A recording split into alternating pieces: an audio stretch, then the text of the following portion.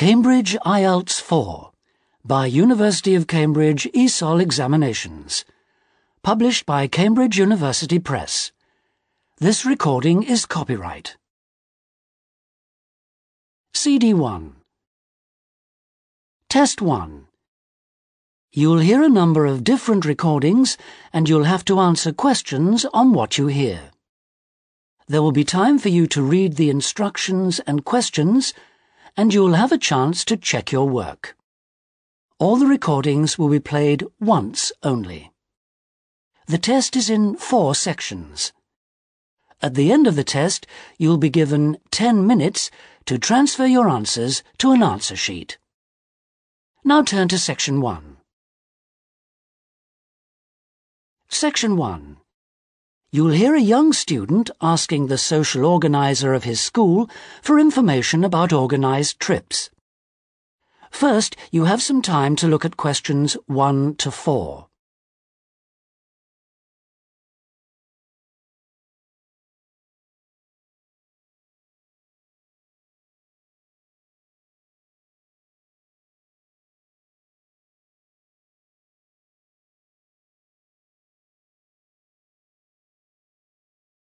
You'll see that there is an example which has been done for you.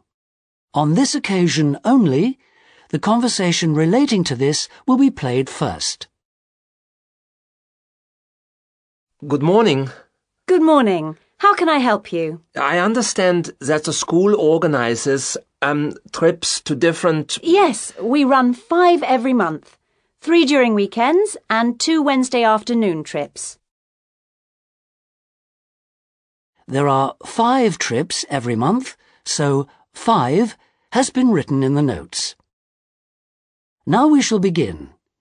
You should answer the questions as you listen because you will not hear the recording a second time. Listen carefully and answer questions 1 to 4. Good morning.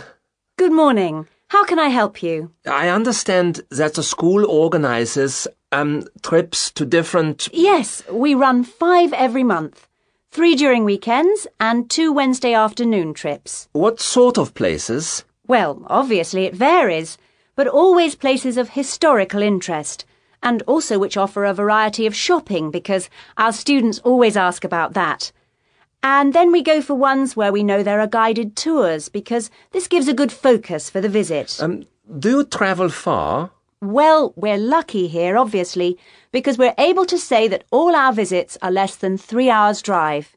How much do they cost? Again, it varies. Between £5 and £15 a head, depending on distance. Uh-huh. Oh, and we do offer to arrange special trips if, there are more than 12 people. Oh, right. I'll keep that in mind. And what are the times normally? We try to keep it pretty fixed so that students get to know the pattern. We leave at 8:30 a.m. and return at 6 p.m. We figure it's best to keep the day fairly short. Oh, yes. And how do we reserve a place? You sign your name on the notice board. Do you know where it is? I saw it this morning. And we do ask that you sign up 3 days in advance, so we know we've got enough people interested to run it, and we can cancel if necessary, with full refund, of course. That's fine, thanks. Before you hear the rest of the conversation, you have some time to look at questions 5 to 10.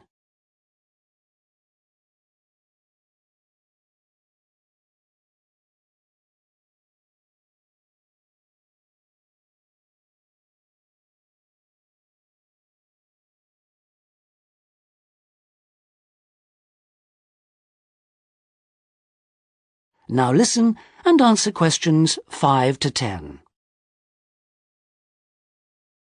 And what visits are planned for this term? Right, well, I'm afraid the schedule hasn't been printed out yet, but we have confirmed the dates and planned the optional extra visits, which you can also book in advance if you want to. Oh, that's all right. If you can just give some idea of the weekend ones, so I can, work out when to see friends, etc. Oh, sure. Well, the first one is St. Ives. That's on the 13th of February, and we'll have only 16 places available because we're going by minibus. And that's a day in town with the optional extra of visiting the Hepworth Museum. All right, yeah, that sounds good.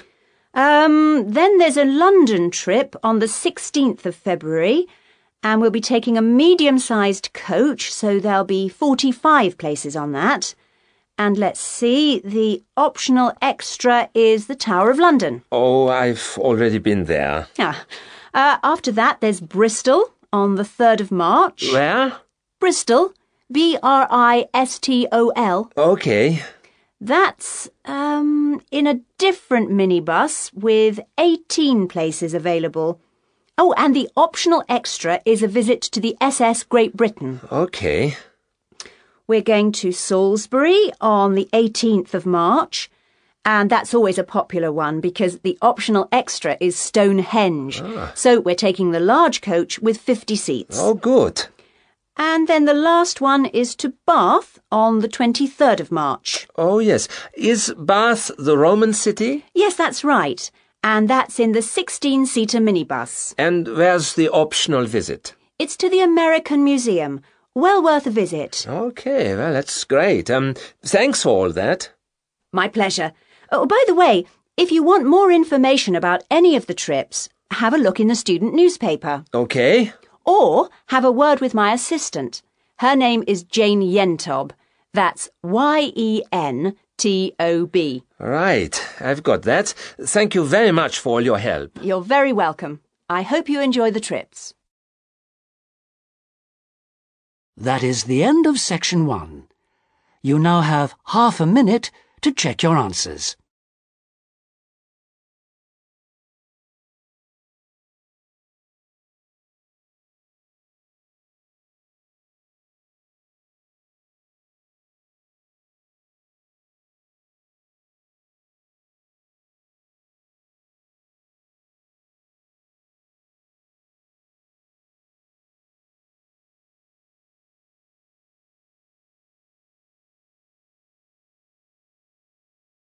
Now turn to section 2.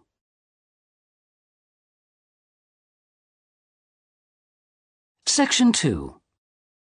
You'll hear a tour guide giving a talk about a museum centre called Riverside Industrial Village. First, you have some time to look at questions 11 to 13.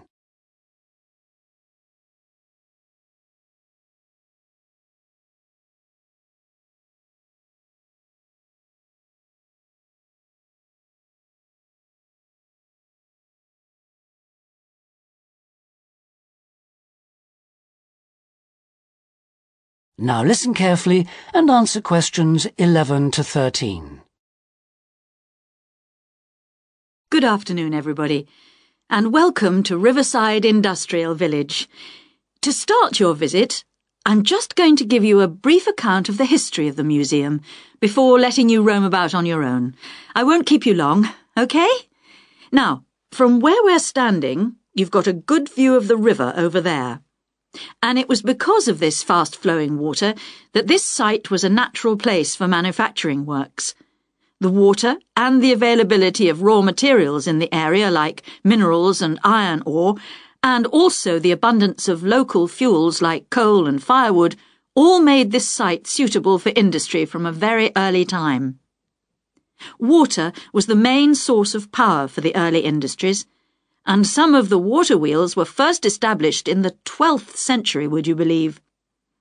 At that time, local craftsmen first built an iron forge just behind the village here on the bend in the river. By the 17th and 18th centuries, the region's rivers supported more than 160 water mills, and many of these continued to operate well into the 19th century. But then the steam engine was invented. And then the railways came, and the centres of industry were able to move away from the rivers and the countryside and into the towns. So industrial villages like this one became very rare. So, that's the history for you. If you'd like any more information, you can ask me some questions, or you can read further in our excellent guidebook. Before you hear the rest of the talk, You have some time to look at questions 14 to 20.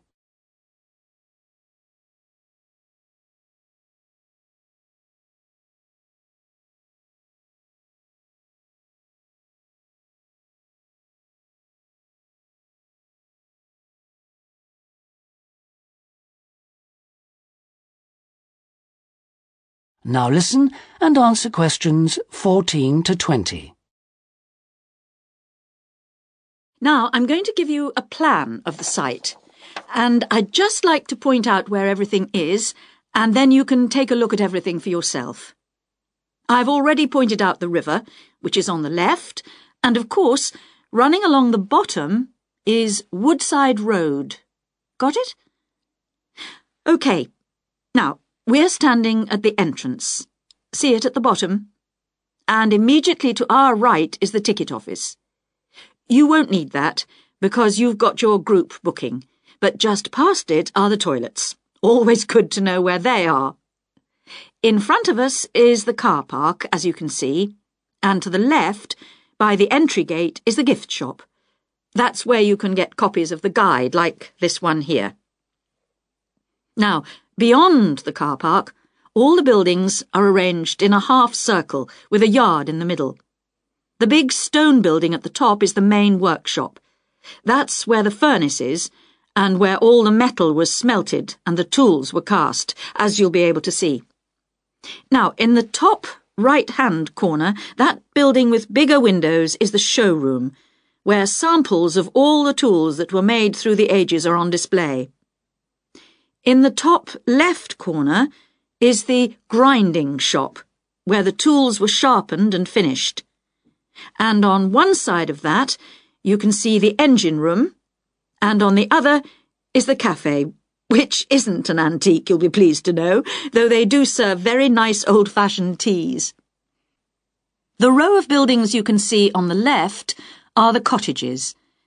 These were built for the workers towards the end of the 18th century, and they're still furnished from that period, so you can get a good idea of ordinary people's living conditions. Across the yard from them, you can see the stables, where the horses were kept for transporting the products. And the separate building in front of them is the works office, and that still has some of the old accounts on display. Right. If anyone wants a guided tour, then I'm starting at the engine room. If you'd like to come along this way, please, ladies and gentlemen. That is the end of section 2. You now have half a minute to check your answers.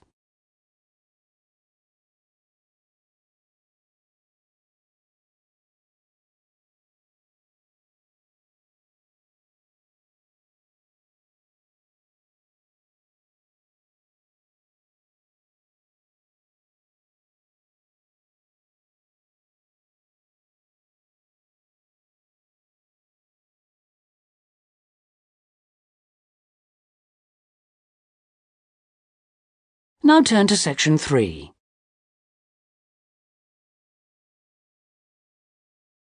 Section 3. You'll hear Melanie, a student, talking to one of her lecturers about her studies. First, you have some time to look at questions 21 to 27.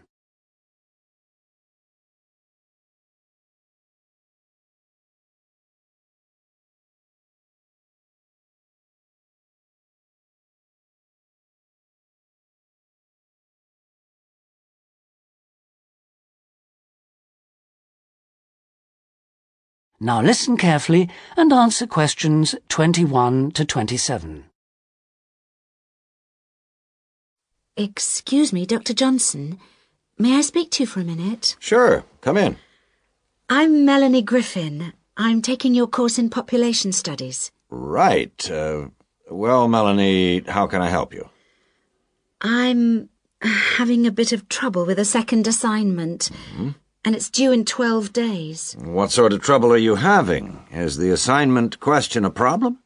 Well, that's part of the problem. I've been having trouble getting hold of the books. I've been to the library several times and all the books are out. Sounds like you should have started borrowing books a bit earlier. Well, I had a really big assignment due in for another course, and I've been spending all my time on that, and I thought... You might get an extension of time to finish your assignment for me? If that's possible, but I don't know... Well, yes, it is possible, but extensions are normally given only for medical or compassionate reasons. Otherwise, it's really a question of organizing your study, and we don't like giving extensions to students who simply didn't plan their work properly. What did you get for your first assignment? I got 87%. Yes, you did very well, indeed. So, obviously, you can produce good work. I don't think I'll need too much extra time, as long as I can get hold of some of the important references. Well, since you did so well in your first assignment, I'm prepared to give you an extra 2 weeks for this one. So that'll mean you'll need to submit it about a month from now. Oh, thank you. Now, what about the reading materials? Have you checked out the journal articles in the list? No, not yet. There were about 20 of them, and I wasn't sure which ones would be most useful or important. Well, they're all useful. But I don't expect anyone to read them all, because a number of them deal with the same issues. Let me give you some suggestions. The article by Anderson and Hawker is really worth reading. Right, I'll read that one. You should also read the article by Jackson, but just look at the part on the research methodology, how they did it. Okay, Jackson. Got that. And if you have time, the one by Roberts says very relevant things, although it's not essential. So, okay, if it's useful, I'll try and read that one. Now, the one by Morris, I wouldn't bother with that at this stage if I were you. Okay, I won't bother with Morris. Oh, now, someone told me the article by Cooper is important. Well, yes, in a way. But just look at the last part, where he discusses the research results. And lastly, there's Forster. I can't think why I included that one. It's not bad, and could be of some help, but not that much. Before you hear the rest of the conversation, you have some time to look at questions 28 to 30.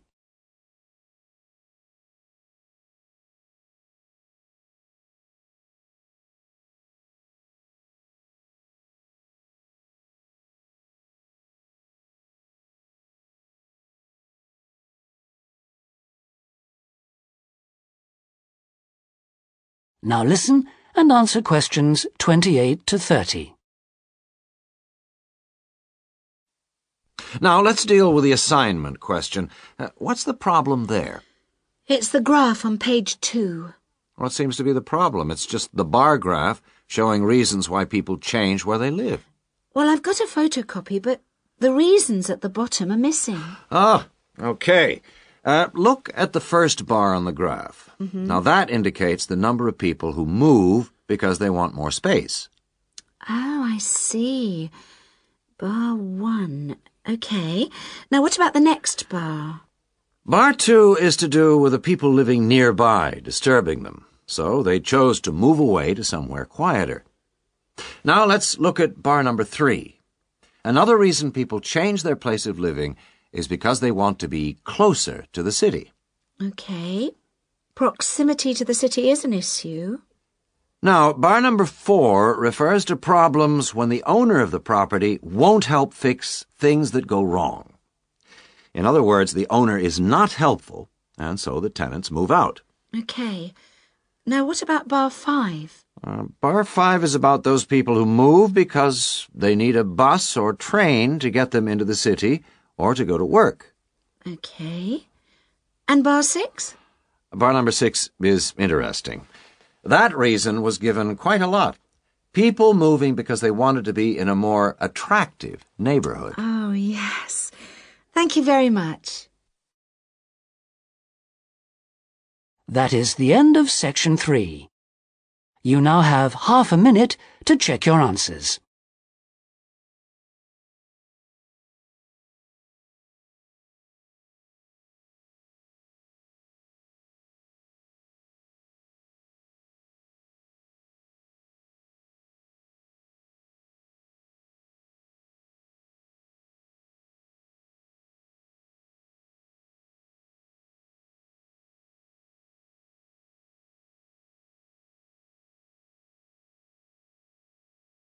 Now turn to Section 4.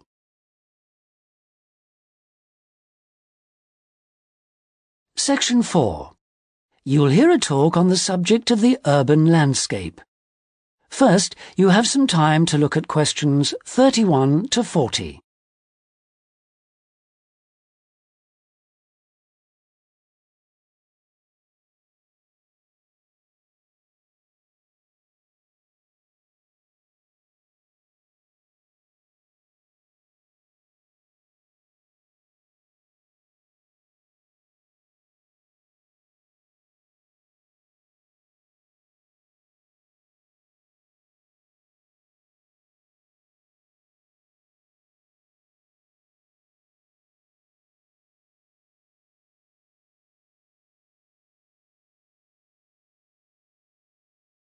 Now listen carefully and answer questions 31 to 40.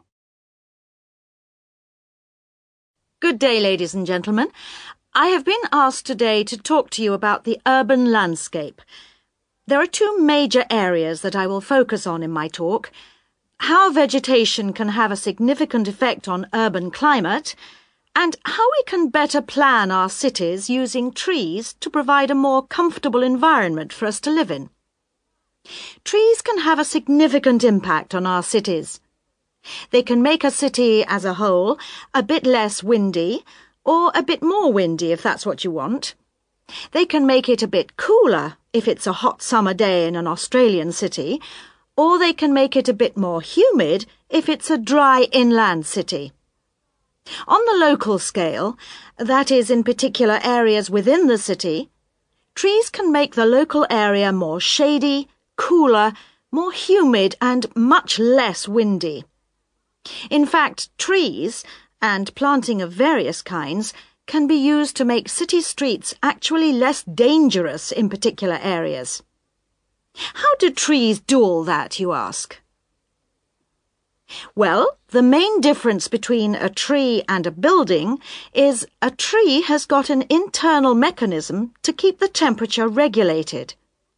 It evaporates water through its leaves, and that means that the temperature of the leaves is never very far from our own body temperature. The temperature of a building surface on a hot sunny day can easily be 20 degrees more than our temperature. Trees, on the other hand, remain cooler than buildings because they sweat. This means that they can humidify the air and cool it, a property which can be exploited to improve the local climate.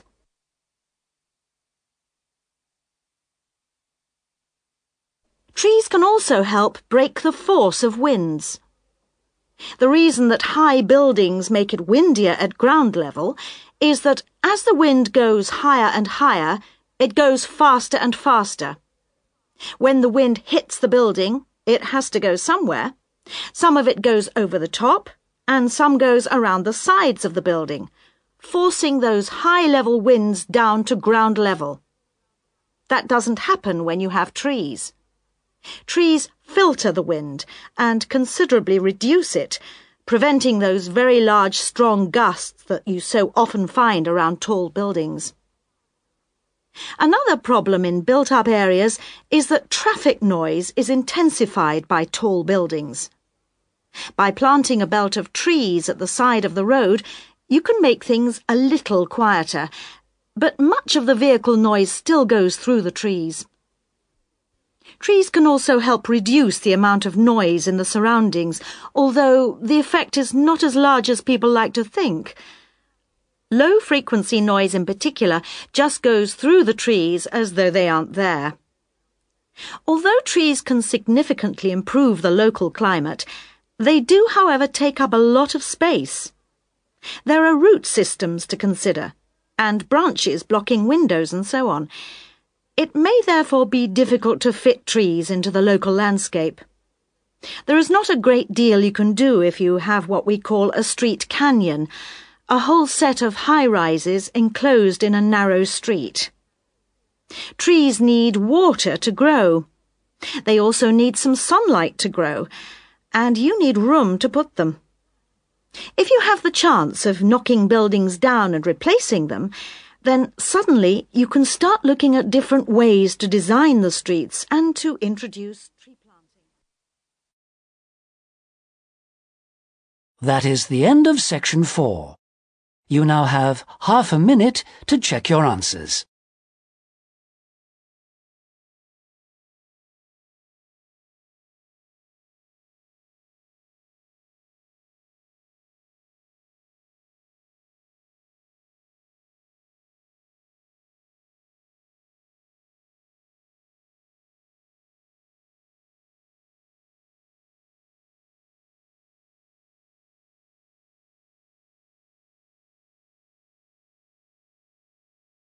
That is the end of the listening test. In the IELTS test, you would now have 10 minutes to transfer your answers to the listening answer sheet.